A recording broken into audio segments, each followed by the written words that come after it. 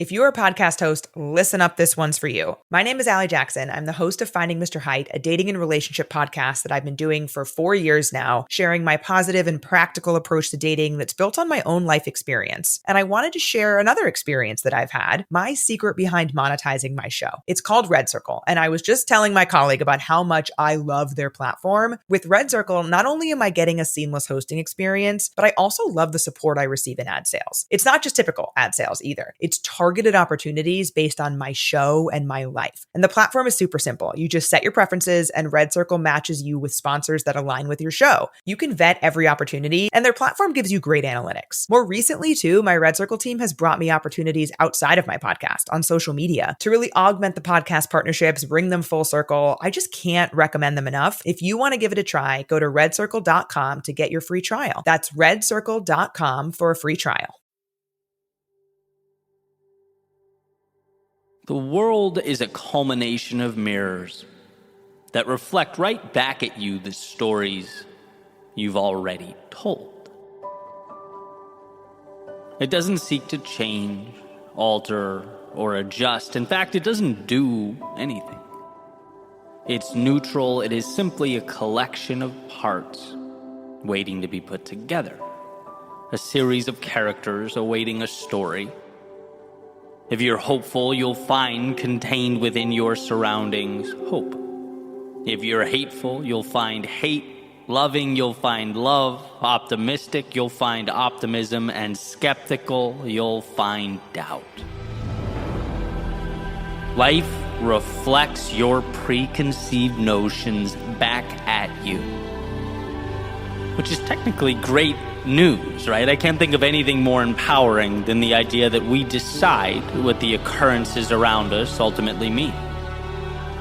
And I'm not suggesting that if one closes their eyes and dreams, life becomes free of problems or obstacles. I'm saying when our walls fall, we get to decide what that means, if, when, and where we build again.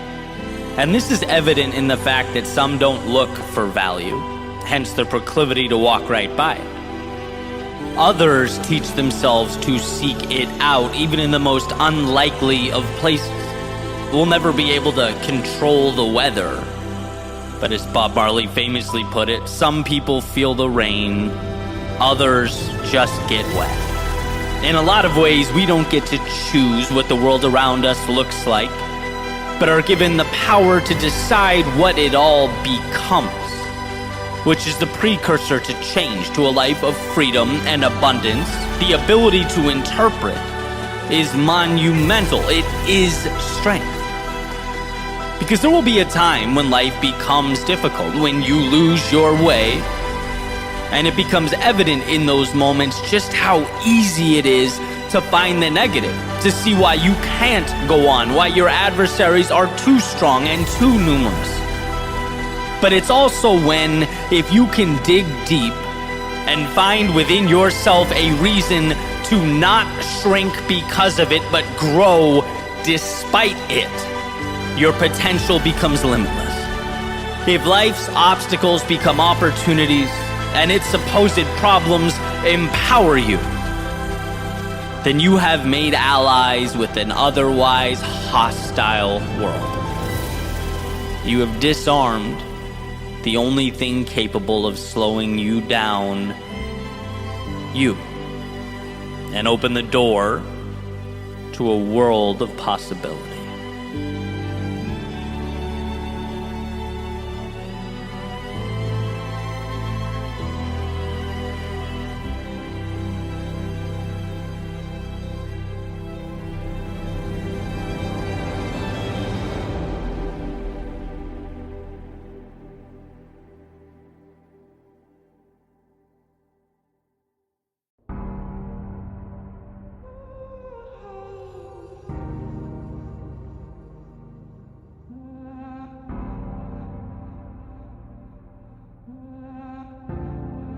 When you find the courage, you walk out your front door and realize darkness is not a permanent state, but the absence of light. and you have within your soul fire sufficient to set the world ablaze. You don't make what you need, you are what you need. A piece of the infinite, descendant of stars, proof of the impossible. When you find the courage, you alter the very story being etched into the sands of time. An undertaking that makes one's knees shake and hands tremble, a decision that costs the ability to avoid discomfort. When you find the courage, living is at the expense of that which must now die. And to turn the door handle in front of you means closing the one from which you came. Courage is deciding that watching life through a window is no longer sufficient. That what you have is not a product of the way things should be, but how you've allowed them to unfold. See, a choice is not a thing, a choice is an action. A deliberate decision to see life differently. To see your circumstances differently, to see your outcomes differently, to see your trials and tribulations differently. What you don't know is a gift, willing to reveal itself and lift you up should you find the courage.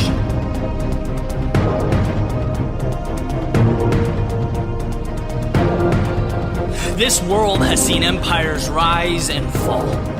It's brought in the new, cleansed itself of the old, and chapter by chapter the present becomes the past, culminating into the laws by which we operate.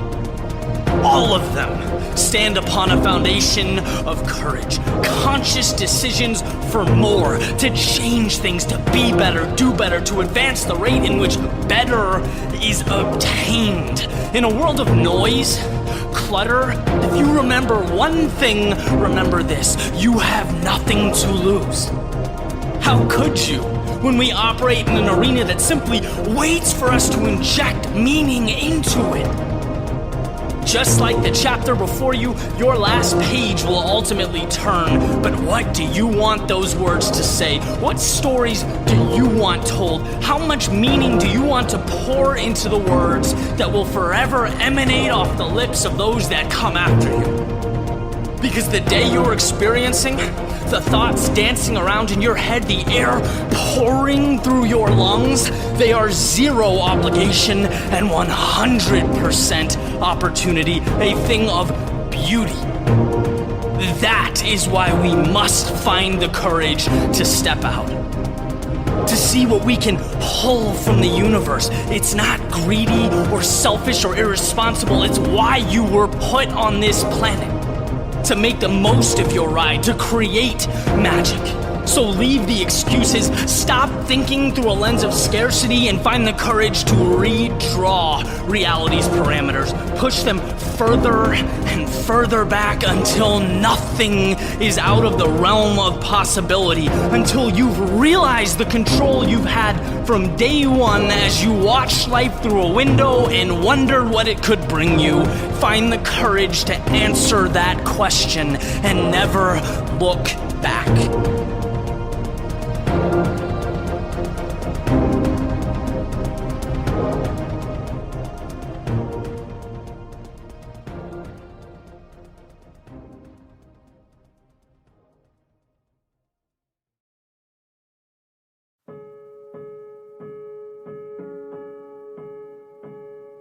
That to find ourselves requires we must first lose ourselves, is, I believe, life's greatest paradox.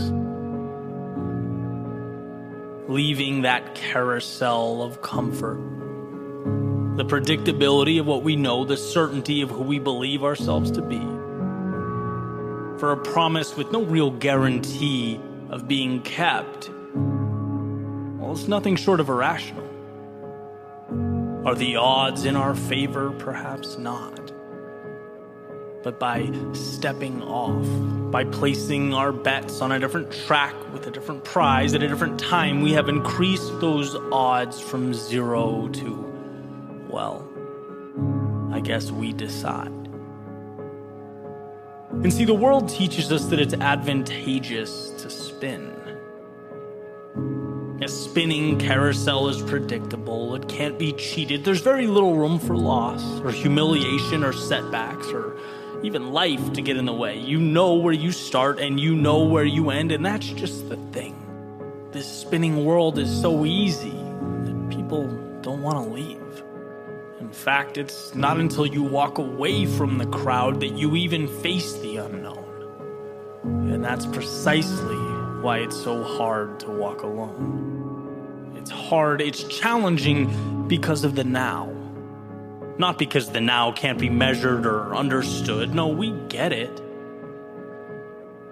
But because there's this little whisper in the back of our heads that the now might go on and on and on forever, that check will never be cashed, the summit never reached. No, just footsteps down a perpetually long, windy road. And that's, when maybe, just maybe we miss that carousel. We miss the safety and security. And that's what sometimes makes it such a stressful thing to walk alone. We think about all of ourselves, our mind, our heart we've left behind along the way. Truths we now have to face, things they never taught us on that carousel. We had to learn that we were wrong about who'd be by our side through it all. We could no longer hide behind the notion that when things got tough, someday everything would be there, would be the same. We learned to swim by jumping into the deep end, seeing in real time that people only believe what already exists, what's put in front of them, that ideas are empty, that a dream is a language only spoken by its creator. And if you want it to mean anything, you must dedicate your life to translating it. We learn how much is backwards, how much of life is reactive, that success is being one of the few who don't react, but build a world to react to. And in the thick of it all, to internalize the process, because talking does nothing. Plans are just potential energy confined to your pocket. You have to be okay growing that seed by yourself. Like a runner making her way past a crowd, right? The crowd sees calm, sees peace, sees the finesse of an athlete gliding over the pavement. They have no idea the war being fought behind her eyes. The silencing of constant whispers to slow down, to do less, the repression of pain that consumes her to such an extent it can't even really be pinpointed. It just kind of floats over her body. They'll never know that. And what we learn is that they don't need to. It's the truth. And see, it's also what makes it quite lonely to walk alone. Walking alone, well, it's a lot of things. But it's never boring. It's never dull. And if you can hang in there long enough without even noticing the headwind you've been fighting, it becomes a tailwind. And where we may have felt alone, the idea pops into our heads that maybe that's not quite right. If anything, the wind at our back is now momentum. It's a partner along the way. That carousel, yeah, it's still spinning, but somewhere else. Some far-off place beyond our field of vision. And no, things don't ever become easy. We wouldn't want that. But difficulty is interpreted differently now. Not a burden, but a cost, and one we'd gladly continue to pay. And that space that once felt so empty, so desolate, so helpless, well, now it's made up of people who see what you see, who hopped off their own carousels and wandered through the desert. They too navigated through the impossible and the never been done. It's funny how at some point we always find each other. And I suppose now, having traded the carousels for the adventure, we can walk alone together. Us against the world. Standing up in defiance of the odds, chasing that glimmer of hope. All in on a pursuit to find what most won't and see what most can't. Not because we were made different, but because we chased down the idea of different.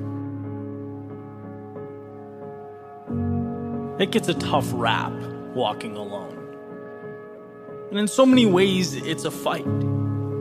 It takes all of you. But you don't come out the same person you were when you stepped in. The same person you'd still be today had you stayed on that carousel. So if you are still spinning, step off.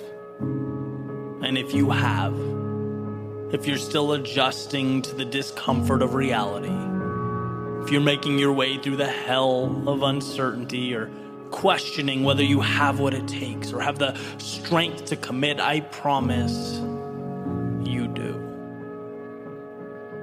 In fact, you're right where you need to be.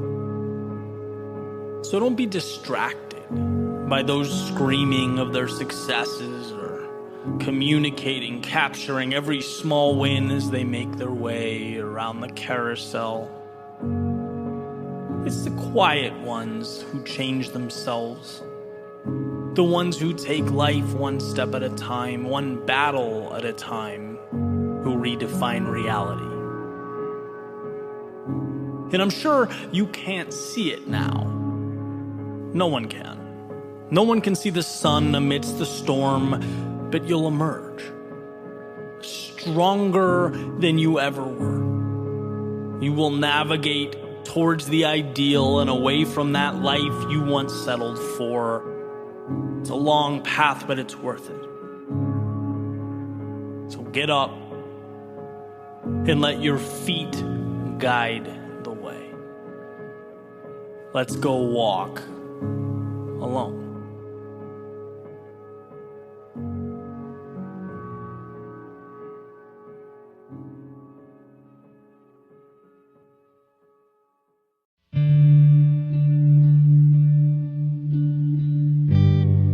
Before you can ever get to where you're going, you have to decide to begin. You have to acknowledge that what you're chasing means more to you than what you are leaving behind.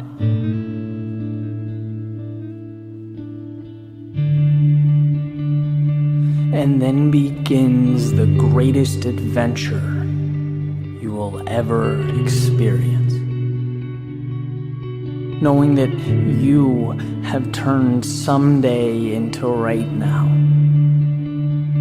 That the road beneath you is waving you on, the wind at your back, it pushes you forward. There are no guarantees in life, but that just might be what makes it so incredible. You'll only go as far as you allow your imagination to take you. Whether it's the end of your driveway, or where the sun and the ocean intersect. Oh, to be stuck. Those moments in time where the world we've anticipated, the one that we've hoped for, well, it's not quite matching up with the one we're looking at. Those times where you stop and think, aren't I supposed to get out what I put in? Isn't the point of planning to have some type of control, some semblance of authority over the outcome? How do I get those worlds to align? I've been thinking a lot about how paradoxical life is, how What we fear is often the exact same thing we need most. How what we're terrified of is where we find our courage. It's where we become more. How when we look ourselves in the mirror and have no clue at that moment in time who the hell is looking back. Well, that moment is when it all begins. Bingo. Here's what I think. I think being stuck is the blessing that we didn't know we needed, because at that moment in time, it begs us to be what we're not. It opens the curtain and unveils something that's so necessary, so imperative, yet so overlooked. Here's what the last decade of my life has taught me. It's taught me that until your back is against the wall, until you're up to your neck in regrets and I wish and opportunities passed by, until you realize that your reality is a fraction, a microcosm of your potential, you're not living. Because once you find that realization, well, that is when the magic happens. That's when we become who we might be. See, anyone can dance when the music is playing, but this moment, this is a special one. This is when you dance to silence. This is when you compose. I want to share with you an idea, a concept that's gotten me through the worst times. It's gotten me through times where I felt like I had nothing left, where I felt lost, unsure, underappreciated, where I felt like this world had absolutely nothing out there for me, that I was going to be a statistic, another dude who tried, failed, and quit. It's this. It's that you are always one decision, one move, one step away from a totally different life. Not sometimes or during the best of times, but always. And I'm not talking about the home run ball. I mean, sure, those are great, but they're shooting stars, the anomaly. I'm talking about getting on base. I'm talking about, one, believing there's a journey out there, that it's possible, and two, that you are worthy of that pursuit. Can you do one thing that makes you, even for a moment of time, remember who you are, feel the power, the contentment, the adrenaline of momentum? See, the road to redemption is always a light switch away. We just have to remember to reach for it. I love the idea that darkness is a temporary state. It's in its definition. Darkness is nothing more than an absence of light, calling on us to come in and be that flicker, that spark that changes the dynamic of everything. No miracle, no monumental situation, just a spark that grows and becomes the wildfire that changes your reality. The same one that's existed in your soul the entire time. You're not stuck. You're simply starting. Yesterday might have been brutal. It might have been life-changing. It might have been so exhausting that it's hard to look back and even comprehend. But when that storm passes, and they all do, they leave us renewed. Sometimes learning we can survive is the best gift we receive. Because guess what? Life threw everything but the kitchen sink at you, and you're still here, still standing, a little wiser, a little braver, a little stronger, a little better prepared for whatever comes next. Not defined by the storm, but what you do in its wake, what you build with the pieces. Listen, today is yours. All you have to do is decide to reach out and make it so.